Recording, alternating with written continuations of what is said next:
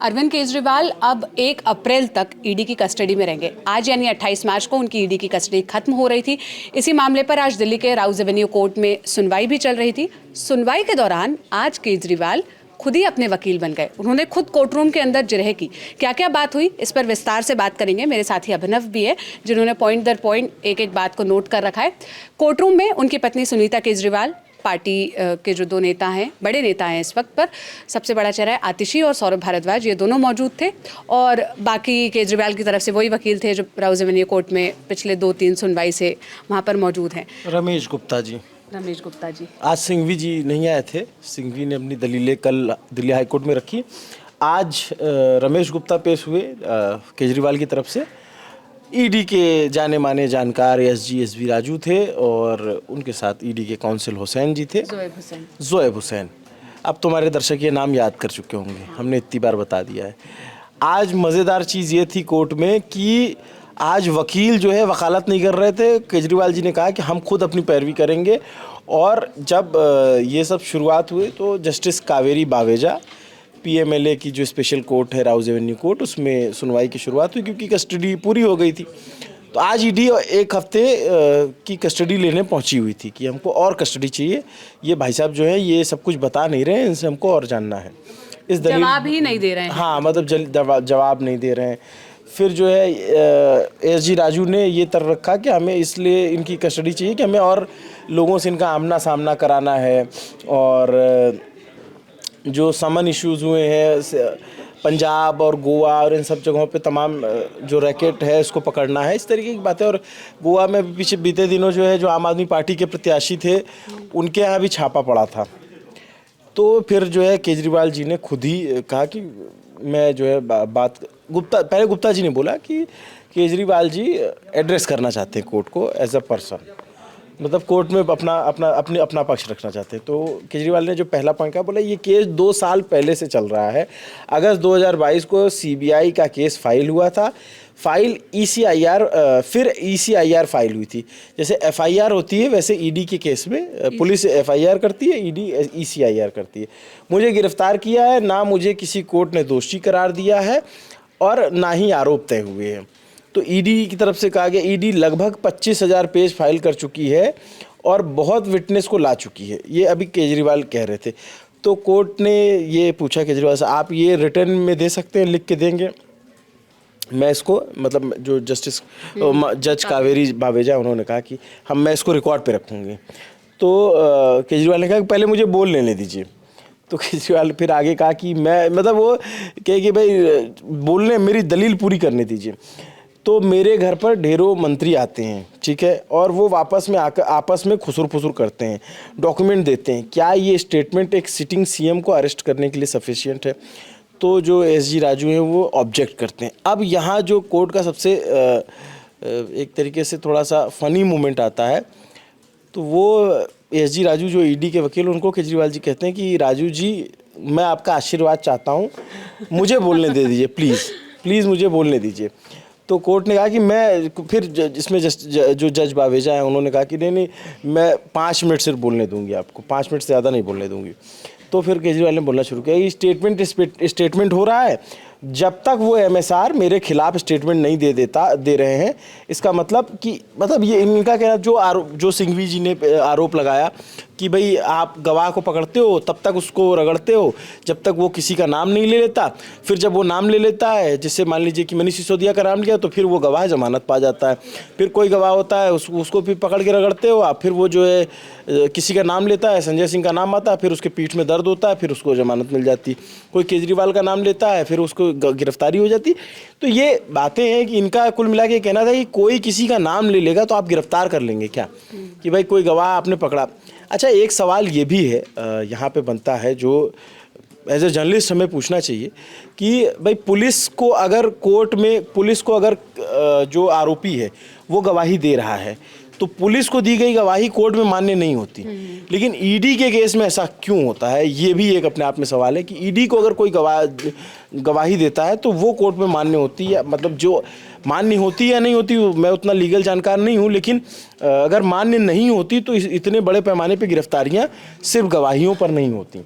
फिर उसके बाद जो है वो जो एमएसआर का जिक्र कर रहे थे, ये वही है मगुंटा श्रीनिवासुलु रेड्डी, हाँ, उनके बेटे राहुल हाँ, मगुंटा ने बयान दिया है और जिसके आधार पर इनकी गिरफ्तारी हुई। राघव मगुंटा जो कि इनके पिता जो एमएसआर हैं, उन एमएसआर की जो आप ये मुगुंटा श्रीनिवासुलु रेड्डी हैं, ये वाईएसआर के सांसद हुआ करते थे। वाईएसआर जो जगन की पार्टी है, तो अब वो चले गए हैं टीडीपी में। तो टीडीपी का बीजेपी से गठबंधन है। तो बोले कि उन्होंने फिर जब मेरे खिलाफ स्टेटमेंट दे दिया तो उसके बाद फिर उनके बेटे को ज़मानत मिल जाती है। इसका मतलब है कि ईडी का इंटेंशन मुझे फंसाना था। और उसके बाद वो राघव मुगंटा जो आरोपी हैं इस मामले के और अभी ज़मानत पर हैं, उनका नाम लेते हैं कि उनके 5 स्टेटमेंट होते हैं। वो वही बोलते हैं जो उन्होंने बोला। जब उनके पिताजी स्टेटमेंट बदलते हैं उसके बाद उन्हें छोड़ दिया जाता है। ये जो 6 स्टेटमेंट हैं जिसमें वो मेरे बारे में नहीं बोलते हैं, वो रिकॉर्ड पे नहीं लाया जाता। ये दलील कल सिंघवी में भी दिल्ली हाईकोर्ट में जमानत याचिका और अरेस्टिंग को अवैध करार देते हुए जब दी थी, तो बोला था कि भाई बाकी जो दलील जो बाकी गवाह बताता है उसको आप इररिलेवेंट बता देते हो, अनरिलायबल, हाँ, उसमें डाल देते हो। और जैसे ही वो किसी का नाम ले लेता है रिलायबल तो रिलायबल डॉक्यूमेंट हो जाते हैं। तो ये आरोप केजरीवाल ने लगाया। तो फिर मैं केवल इतना जानना चाहता हूँ कि क्या ये 4 स्टेटमेंट एक सिटिंग सीएम को अरेस्ट करने के लिए सफिशिएंट हैं, ये केजरीवाल ने कोर्ट से कहा।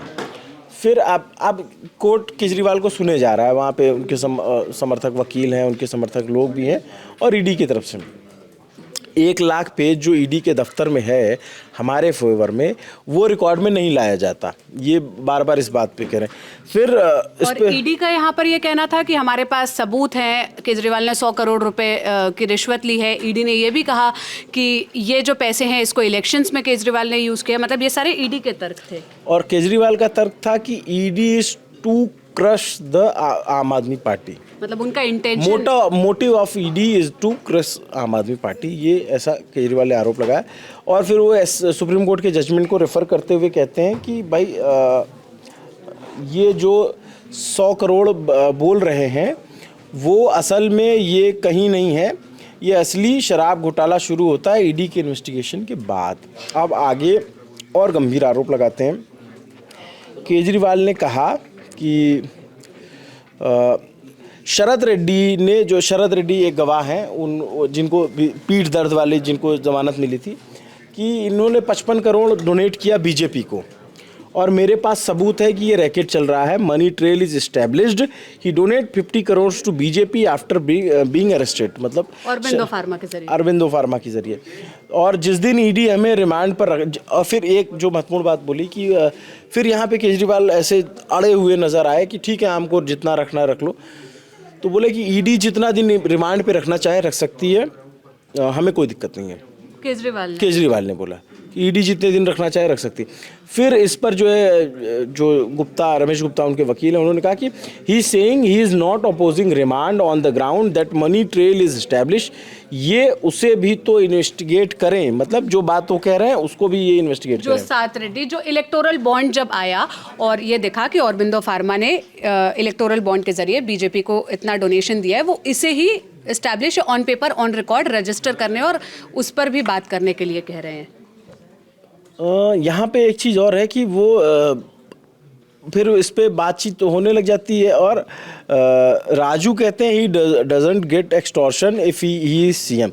There is no difference standards for a CM. Right to arrest a CM is no different from an ordinary man.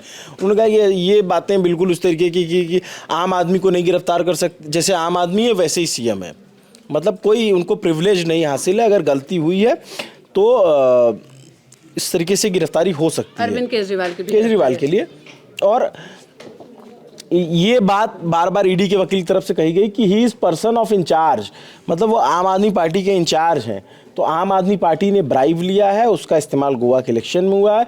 Those money we have witnesses to say that they come from hawala from south group, कि हवाला के ज़रिए south group से पैसा लिया गया, जो आरोप है कथित तौर पे। फिर उसके बाद गुप्ता कहते हैं can I respond mister Raju submission. ED council कहते हैं कर तो दिया रिस्पॉन्ड, इट्स इररिलेवेंट। मतलब ये वकीलों के बीच का एक द्वंद्व होता है जो एक लाइन की पंच लाइन में निकल के सामने आता है, और फिर उसके बाद वो कहते हैं कि क्या रिलेवेंट है और क्या रिलेवेंट है, कोर्ट तय करेगा, आप मत करिए। हाउ कैन यू, हाँ थोड़ा सा चिल्लम चिल्ली वाला माहौल, हाँ मतलब हाउ कैन यू से इट्स इररिलेवेंट। तो फिर उसके बाद कोर्ट कहती है कि काइंडली लोअर योर वॉल्यूम, आप चिल्लाइए मत। कोर्ट ने कहा कि आप चिल्लाइए मत। I have heard everyone, submission have been heard from your end. अभी जब हम बात कर रहे हैं और जो दर्शक कोर्ट की प्रोसीडिंग्स नहीं देखते उनको थोड़ा सा वो वहाँ का माहौल समझना बहुत डिफिकल्ट होगा उनके लिए, क्योंकि कोर्ट रूम बहुत खचाखच पैक्ड, और ये शायद हर सुनवाई में, मतलब जब भी केजरीवाल का मामला तो एटलीस्ट कोर्ट पहुंच रहा है और हम जो सुनवाई देख रहे हैं बहुत भरा हुआ कोर्ट रूम, और यहाँ तक कि ऑनलाइन भी 1000 लोगों के जो जोड़ने की लिमिट है वो भी हर बार लगभग फुल ही रहती है। हाँ मतलब वो तो हर बार, कई बार तो पिछली बार हो रहा था कि 1000 लोग हो गए थे तो जो मेन वकील है वही नहीं लॉगिन कर पा रहे थे, एएसपी राजू नहीं आ पा रहे थे। इसके बाद फिर फैसला सुरक्षित रख लिया जाता है ना, और जब ये आखिरी दलील नहीं तो फिर उसके बाद ये सारी दलीलें सुन ली गई। उसके बाद जो है इनका ग्राउंड था कि जो एक्यूज्ड है वो इलेक्टोरल बॉन्ड में आया है, और is that no connection with this case. उन्होंने कहा कि भाई जब इलेक्टोरल बॉन्ड के जरिए गिरफ्तारी के बाद पैसा दिया जा रहा अरविंदो फार्मा की तरफ से, शरद रेड्डी की तरफ से, तो क्या इसका कोई केस, इसका कोई कनेक्शन नहीं है। ये तमाम दलीलें, सब बातें चलती रहती हैं, और बाद में कोर्ट ने इसमें केजरीवाल की रिमांड, इन्होंने एक लाइन और कही कि I am willing to cooperate, but किस लिए अरेस्ट किया मुझे। मनी ट्रेल तो खर्च हो गई वहाँ गोवा में, फिर किस लिए अरेस्ट किया है। ये कहते हैं कि फ़ोन तो मिलेगा बट पासवर्ड नहीं दे रहे, can they force me to give password. मतलब ये गुप्ता, जो वकील रमेश गुप्ता केजरीवाल के वकील हैं, तो कह रहे हैं कि ये ज़बरदस्ती क्या हमारा पासवर्ड लेंगे। इस तरह की बातें हुई, और फिर अंतिम में सब कुछ मतलब हमें, मुझे पासवर्ड देने के लिए क्या ये फोर्स कर सकते हैं, क्या ये करना सही है, ऐसा सवाल किया। हाँ, फिर सब कुछ चलता रहा। फिर आखिर में जो है ईडी को कस्टडी दे दी गई 1 अप्रैल के लिए। मतलब 7 दिन की? नहीं, 7 दिन की नहीं दी गई, 7 दिन की मांगी गई थी। हाँ। 1 अप्रैल तक की दी गई कि भाई 1 अप्रैल तक सुनवाई कर लो, पूछताछ आमने सामने। हाँ, एक हफ्ते की मांगी थी, 4 दिन की दी है। तो अब 2 अप्रैल को आप देखेंगे कि 2 अप्रैल को, अब फिर 2 अप्रैल बड़ा इंटरेस्टिंग है कि 2 अप्रैल को इसकी सुनवाई होगी और 3 अप्रैल को दिल्ली हाईकोर्ट में सुनवाई होगी, क्योंकि दिल्ली हाईकोर्ट ने भी 2 अप्रैल तक का समय दिया है। और ये सुनवाइयाँ चलती रहेंगी और ये मामला सुप्रीम कोर्ट तक जाएगा अगर केजरीवाल को जमानत नहीं मिलती। केजरीवाल ने इसे अपोज नहीं किया, ये जो रिमांड मांगी ईडी ने, उसको उन्होंने कह दिया कि मुझे कोई समस्या नहीं है, मैं कोऑपरेट करने, मतलब जवाब देने के लिए तैयार हूं। मतलब एक तरीके से एक पॉलिटिकल आप इसको मूव भी समझ सकते हैं कि भाई जैसे केजरीवाल पे इनके विरोधी आरोप लगाते हैं कि जब आपको समन पे समन दिया जा रहा है तब आप नहीं जा रहे थे, तो उसका जो है भरपाई करने के लिए ये कहते हैं कि भाई ईडी ने हमारी रिमांड मांगी तो हमने अपोज नहीं किया था। और जब इस सब पूरी सुनवाई के बाद वो कोर्ट से निकले तो हमने उनका वो स्टेटमेंट भी देखा 3-4 सेकंड का, जब वो राघव चड्ढा या बाकी राघव चड्ढा कह रही हूँ, जो पार्टी के बाकी नेता वहाँ पर थे, आतिशी, सौरभ भारद्वाज, उनसे बात करने का वो जो 2-3 सेकंड का मौका था, उसमें भी उन्होंने भगवंत मान की जो अभी बेटी हुई है उनको, मतलब उनकी पैदाइश पे कॉन्ग्रेचुलेट किया, रादर देन कोई और बात, कोई और वो करते हुए। तो जो आप मैसेजिंग कह रहे हैं, पॉलिटिकल मैसेजिंग, वो भी देखने को मिली। अब अगली सुनवाई जो अभिनव ने बताया वो 2 अप्रैल और 3 अप्रैल को होने वाली है, उस पर भी हमारी नज़र रहेगी।